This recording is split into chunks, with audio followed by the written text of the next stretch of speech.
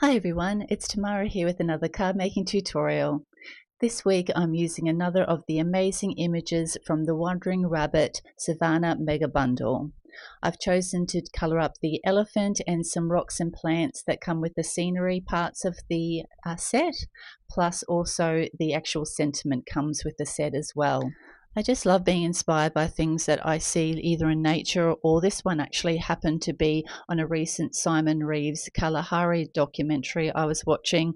I saw this on the screen and quickly paused it and took a photo and thought this would be beautiful to make a card out of, especially as Natalie had just released the Savannah set, so it was perfect timing.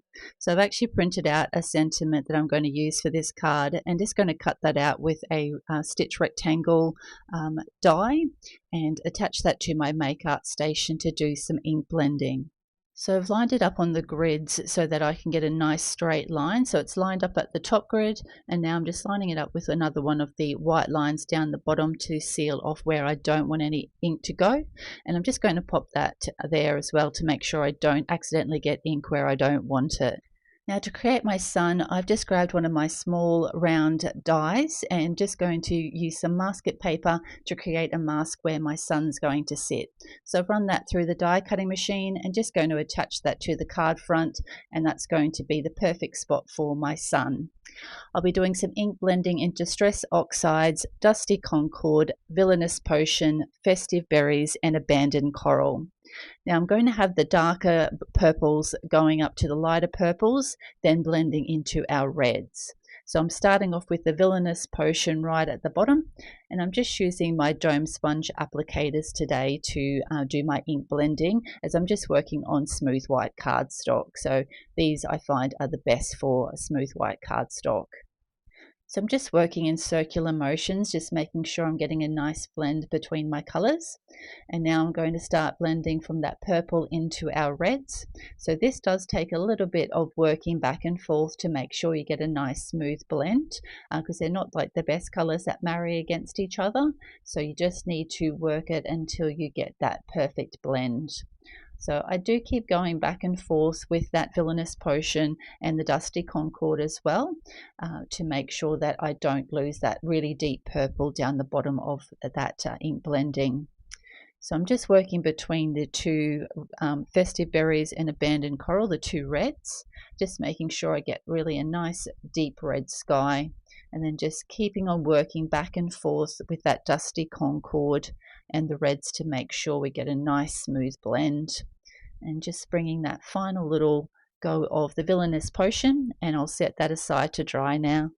So I actually did a little bit of research online just to see what colors the elephants are, and the ones that are actually in Africa are actually have quite a brown undertone to them, whereas like the ones in Thailand and places like that are quite grey. What I'm going to do is do a full base of E43 to actually get that kind of brown undertone that we're wanting for our African elephant. So I'm just going over and just running a nice kind of rough layer. It doesn't have to be perfect because we'll be putting our W markers all over the top, and I'm going to do our rocks exactly the same color. So I'm keeping this really simple today. So now I've grabbed out my W markers. So my darkest color for our shadows will be W6.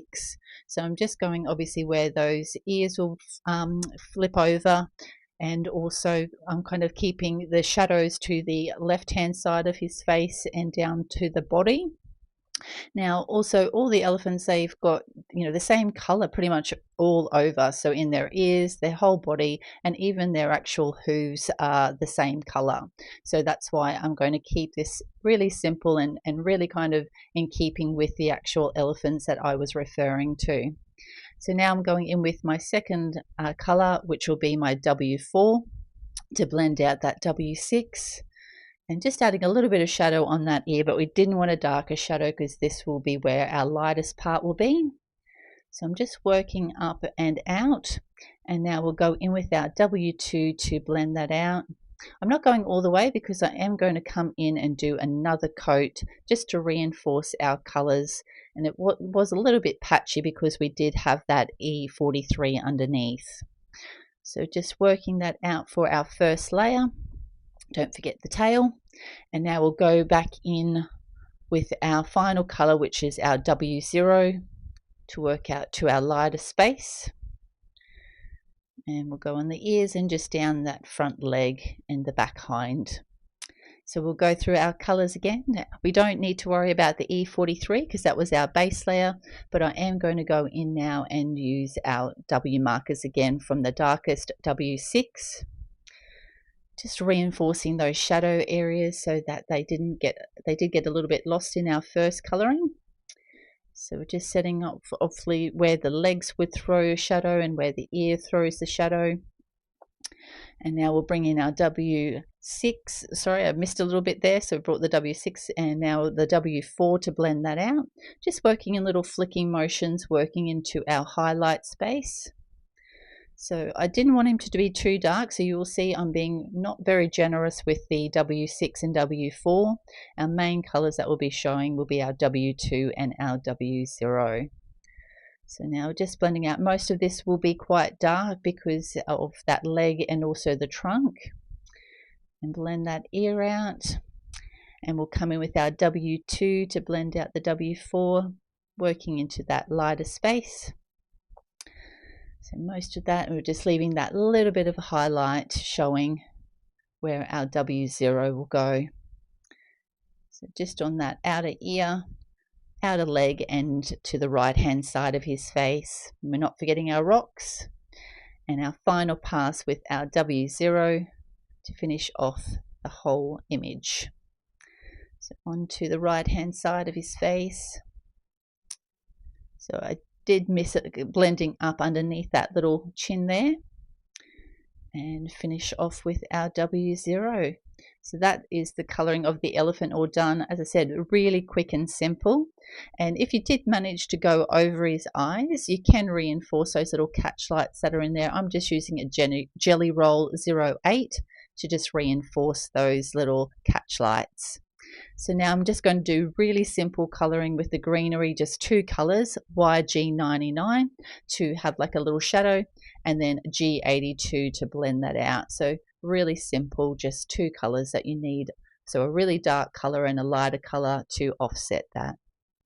So now that our panel's dry, I made sure this was really dry because I want to make sure we've got a nice clean line underneath here. So I want that really stark white where our sentiment is and also where our sun is. So I'm being very careful when I pull this off, and that is this beautiful crisp white that shows through. Now I did want to soften around the edges where that kind of sun meets the sky, so I'm just going in with two markers to blend that out, finishing off with Y000. The first color was G20, and then to make sure that's nice and soft, like I have tried to go light hand, but I have brought in my colorless blender to just blend that out to soften that so it's not too stark edged. Now, originally I was going to do a white card base, but I thought I kind of got a little bit lost. So in the end, I actually pulled out a black card base, and I just thought it made that sky and that sentiment really pop, and it kind of utilizes the black that's in that sentiment as well. So I've popped some glue on the back and now just lining that up on our card front. So we've got a even edge all the way around. Just be very careful to make sure you don't put any glue onto your ink blending. And I've just set that underneath a book to dry, and while I do that, I'm just going to get some foam tape onto our images, so I want them kind of propped up on the front. So I've just put some round foam dots that I had in my stash, and then I'm just using this foam roll to strategically place that around our elephant. And we don't want to forget that little tail. We want that to be supported. So I did need to do a little bit of cutting to get that to be the right size to sit behind that tail. So I've taken off all the release paper now, and just using my tweezers, I'm just going to line that up with the front, just kind of offsetting it just below where that sun is. And then we'll just kind of tuck this little plant area. I'm just taking off the release paper first. Grab those tweezers again, and we'll just get that lined up, just kind of tucked in behind our little elephant's tail there. Lining that up to make sure it's on the same level and make sure that's right, and give it a good press down. And this is the finished card for this tutorial. This elephant is so gorgeous, and all the extras that come with the set, like the stones and plants and the sentiments, just makes it an amazing set with all the images that you get as well. I had so much fun recreating that picture that I had taken, and I hope that you like how this turned out. If you did, please hit the like button, and if you'd like to see any future videos, make sure to hit the subscribe button. Thanks so much for watching. Have a great day. Bye.